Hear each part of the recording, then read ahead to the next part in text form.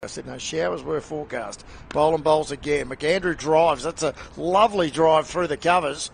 Long chase for Merlot, and it's going to be a chase in vain as well.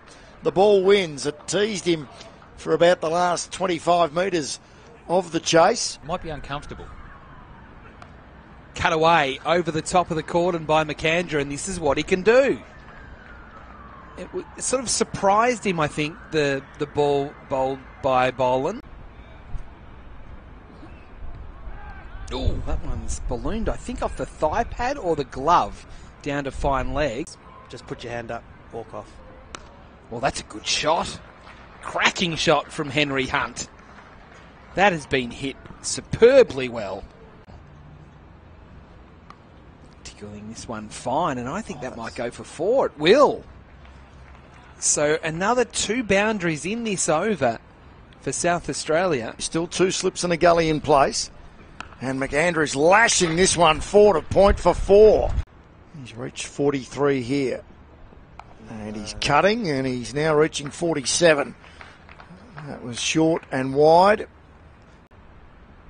Cronin again, back of a leg. Oh, that's a very good shot from McAndrew. He's just ramped it over the cordon. Just used the pace of the delivery. It was short. Last ball of the Crone over. And Hunt is picking up a single and also reaching his half century for the 18th time.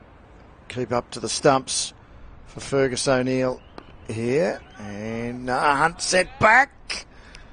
And now overthrows. No. There's going to be 4 overthrows. So Kellaway has heaved it in at Sam Harper. Oh, he's bowled him. And Hunt can't believe it. So that is a terrific delivery from Fergus O'Neill. And he's nicked off. So the very next ball, the big edge, he throws the head back in frustration. He has played a wonderful innings, though, coming in as night watchman at number 4. Fine leg, the 2 men in the deep. Lehman driving through the legs of Perry. And did he get anything on it? I think not. Regardless, it reaches the rope. All runs here, valuable ones. There'll be 4. That ball's getting very dark. And Kelly chased a wide one and nicks off straight away. It was full and inviting, and Kelly tried to crash it through the covers. Murphy. Oh, has he bowled him? He has. He's gone through the gate. And Lehman has to go. He's bowled for 11. Oh, an edge and just wide of Hanscom at slip. So runs here for Scott. That'll go out to the rope for 4, in fact. Oh, that's a good shot. That's 4. Terrific shot there from Liam Scott. He just leant into that one, and the timing was spot on. Quicker, shorter, cut away wide of Hanscom 4. Good shot from Nielsen. That was fully controlled. Perry hustles in. And Nielsen's cutting and cutting for 4.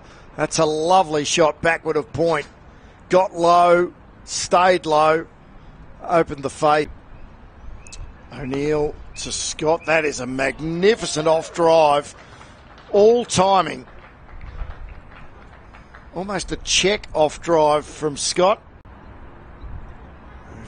It's almost a drag down, and there'll be runs there, and there'll be 4 of them. So Nielsen just rocked back and crashed that through the covers. He steams in again. And Nielsen this time is cutting. And cutting for 4. That was a fierce cut shot. Set up invitingly of the 2. Crone again. And Nielsen smashes that away for 4. Again, too short, too wide. With that angle across the left-hander. And that might be another 4. Didn't sound as if it was completely timed, but it still wins the race from the 2 chasing Victorian fielders. Uncoils again. Oh, he's bowled him! Well, he's done it again, and that was flatter and quicker. And finally, they've got rid of Crone to continue. Bowling to the informed Nielsen, who is flicking it off his pads. And that also brings up his half century. So a fine half century from Harry Nielsen. Crone charges in again. And Nielsen's driving straight and driving superbly for 4. All the way along the carpet. Now he's driving through the covers for 4 more. Again, a half volley from Crone, who puts his face in his hands. 1 before 2 balls ago. Gives that more air, and that's edgy, but it'll be 4 runs. So Manenti on the back foot was looking to play a lackadaisical sort of cover drive. And speaking of off spin, that's a bit of a drag down from Murphy. And Manenti has just dispatched that, treated it with contempt, and clobbered it out through square leg for 4 from Manenti, even for just 15 or 20 minutes. That could spell all sorts of trouble. And there's a boundary to start the Boland over. He drops short. Boland in again. Another short ball. Manenti thumps that out over backwards square. Did bounce inside the rope. Boland to Agar. Bowled him! So Wes Agar on his birthday is bowled for a duck. Pads and stumps in order. Bowled him! Yep. He has got him. So That's Pfeiffer. Pfeiffer, well picked up. Fergus O'Neill, Pfeiffer 47. McAndrew charges in, length delivery. Lovely straight drive from Marcus Harris. What a way to get off the mark. They go with Maddinson again, forcing out through the covers and forcing for 4. Agar looking for a breakthrough here, but Maddinson hits another boundary. Backward of point. And that is a terrific shot, and that is an expensive over. McAndrew bowls again. Bowled him! Right through Harris. And that's the one the Redbacks wanted. Marcus Harris loses his off stump. Cruises in again. Again, too short. And that will actually be a boundary. That is brilliantly played by Murphy. And Murphy's going to pick up runs here. Lost it in the light, and he picks up a boundary. The second time he's flicked off the hip. Andrew in, there's the edge, and it avoids Thomas Kelly in the gully, and it'll scoot down to the third man rope for 4. For 6 balls. Struck on the pad, that looked pretty close. Given!